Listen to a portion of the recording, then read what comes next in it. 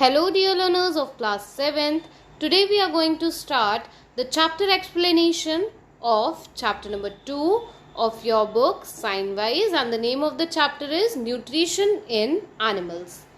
तो बच्चों यहाँ पहला वर्ड जो है चैप्टर का वो है न्यूट्रिशन. न्यूट्रिशन का मतलब क्या होता है? न्यूट्रिशन एक ऐसी प्रोसेस है. न्यूट्रिशन क्या है बेटे? एक ऐसी प्रोसेस है जिसमें हम फूड को इनटेक करते हैं और उसको कन्वर्ट करते हैं किसमें? एनर्जी में. फूड को इनटेक किया, इनटेक करने के बाद उसको कन्वर्ट किया एनर्जी में, और ये जो एनर्जी है इसका यूटिलाइजेशन होता है किसमें? जो भी हमारी वेरियस एक्टिविटीज़ हैं, जो वाइटल एक्टिविटीज़ हैं, उनको परफॉर्म करने के लिए इस एनर्जी का यूटिलाइजेशन होता है. तो इन शॉर्ट हम न्यूट्रिशन को क्या बोल सकते हैं? न्यूट्रिशन को हम बोल सकते हैं the process of taking in food and converting it into energy and other vital nutrient required for life. ये हो गई न्यूट्रिशन की डेफिनेशन. अब बेटा हम आ जाते हैं इंट्रोडक्शन पे. तो इंट्रोडक्शन में भी यही बताया गया है कि न्यूट्रिशन क्या है. It is the process of taking food.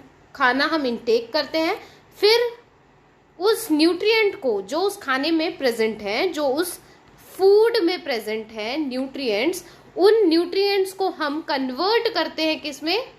Energy में. और यही एनर्जी कहाँ काम आती है? ये एनर्जी काम आती है डेवलपमेंट ऑफ बॉडी में. ठीक है. अब जितने भी एनिमल हैं और जितने नॉन ग्रीन प्लांट है, क्या एनिमल्स और नॉन ग्रीन प्लांट आते हैं किसमें? हेटेरोट्रॉप्स में. हमने चैप्टर 1 में 2 मोड पढ़े थे किसके? न्यूट्रिशन के. कितने मोड थे? 2 मोड. एक था ऑटोट्रॉप्स और दूसरा था क्या? हेटेरोट्रॉप्स. ठीक है. तो जितने भी एनिमल्स हैं और नॉन ग्रीन प्लांट है वो किस मोड में आएंगे? Heterotrophic mode of nutrition. ठीक है.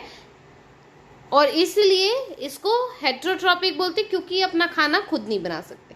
अब हेटेरोट्रॉप्स भी कितने टाइप के हैं? 4 मेन टाइप्स. कितने टाइप्स के हैं बच्चे?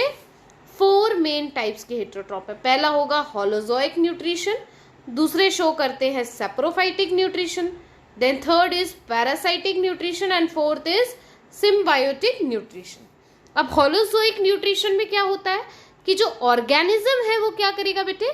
टेक इन करेगा पूरा जो होल फूड है उसको अपने डाइजेस्टिव सिस्टम में लेगा, फिर उसको स्मॉलर पीसेस में ब्रेक डाउन करता है और एब्जॉर्ब कर लेता है.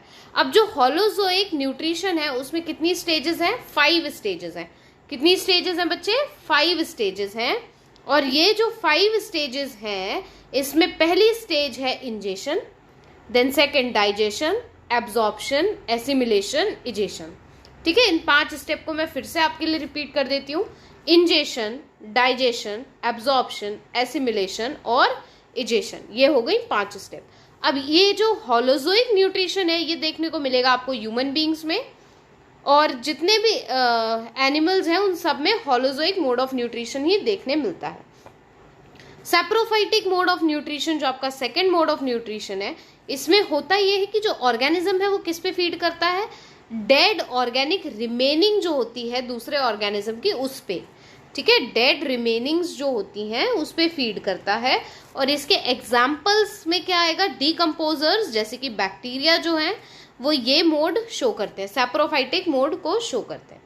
Then parasitic. पैरासाइटिक यानी कि ऐसे ऑर्गेनिज्म जो अपना न्यूट्रिशन किसी दूसरे लिविंग बीइंग से ऑब्टेन करेंगे, यानी कि किसी दूसरे लिविंग बीइंग को अपना क्या बना लेते हैं? होस्ट.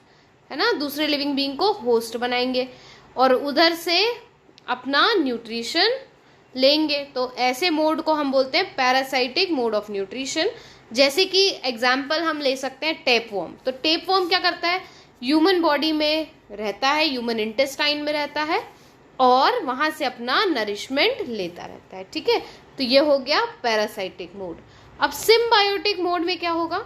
सिम्बायोटिक मोड में 2 ऑर्गेनिज्म म्यूचुअल बेनिफिट शेयर करेंगे. जैसे राइजोबियम जो है वो लेग्यूमिनस प्लांट की नोड्यूल्स में रहता है और वहां से अपना न्यूट्रिशन लेता है. ठीक है. और बदले में क्या देता है? लेग्यूमिनस प्लांट को जो एटमॉस्फेरिक नाइट्रोजन है उसको फिक्स करके देता है यानी कि सॉल्युबल कंपाउंड में ब्रेक करके देगा। ठीक है, ये हो गई आपकी सिम्बायोटिक, जिसको हम बोलते हैं म्यूचुअल बेनिफिशियल रिलेशनशिप। अब हम बात करते हैं न्यूट्रिशन इन एनिमल्स की। ठीक है, तो न्यूट्रिशन इन एनिमल जो है एक ऐसी प्रोसेस है जिसमें 5 प्रोसेसेस इन्वॉल्व हैं। पहली है आपकी इंजेशन, दूसरी है डाइजेशन, तीसरी है absorption, 4th is assimilation and 5 is excretion. ठीक है, अब ये 5 प्रोसेस को हम डिटेल में पढ़ने वाले हैं। तो इंजेशन का क्या मतलब है बच्चे? फूड का जब हम इंटेक करते हैं बॉडी में उसको बोलेंगे इंजेशन। जब हमने खाना खाया वो हुआ इंजेशन। ठीक है, जो एनिमल्स हैं और हम ह्यूमन बींग्स हैं तो हम अपना फूड इंटेक करते हैं माउथ से। अब जो दूसरे एनिमल्स हैं, जैसे कुछ एनिमल्स हैं, बटरफ्लाई की अगर हम बात करें तो ये अपना प्रोबोसिस यूज करती है, ये होता है प्रोबोसिस। इसको यूज करती है क्या करने के लिए? सक करने के लिए नेक्टर को फ्लावर में से। मॉस्किटो भी अपना प्रोबोसिस यूज करते हैं ब्लड को सक करने के लिए। जो कैमेलियन है उसके पास स्टिकी लॉन्ग टंग है, इससे ये इंसेक्ट को कैच कर सकता है। यूग्लिना जो है उसके पास टेंड्रिकल है प्रे को कैच करने के लिए, है ना। अब सेकंड जो है हमारे पास वो है डाइजेशन।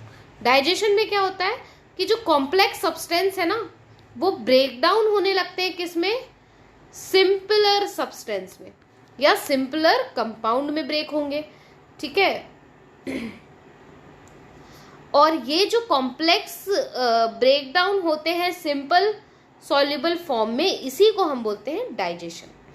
अब थर्ड प्रोसेस है हमारे पास एब्जॉर्प्शन। तो एब्जॉर्प्शन में क्या होता है कि ये जो सिंपलर सब्सटेंस हैं ये ब्रेक डाउन हो गए, अब इसमें से एब्जॉर्ब कर लेती है जो हमारी बॉडी की सेल्स, वो एब्जॉर्ब करती है किसको? न्यूट्रिएंट्स को, जो इस डाइजेस्टेड फूड में से रिलीज होते हैं।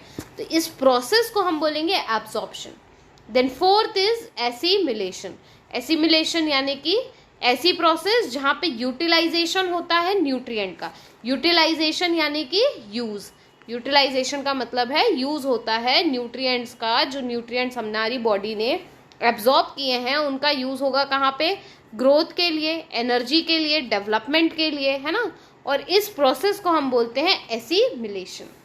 अब इजेशन की अगर बात करें बच्चे, तो इजेशन क्या है कि जो भी हमारा फूड डाइजेस्ट हो गया है, ठीक है, अब उस डाइजेस्टेड फूड में से भी सारा, देखो 100% फूड तो डाइजेस्ट नहीं होगा, 80% फूड डाइजेस्ट होगा। ठीक है, 20% जो है वो वेस्ट है, वो डाइजेस्ट नहीं होगा।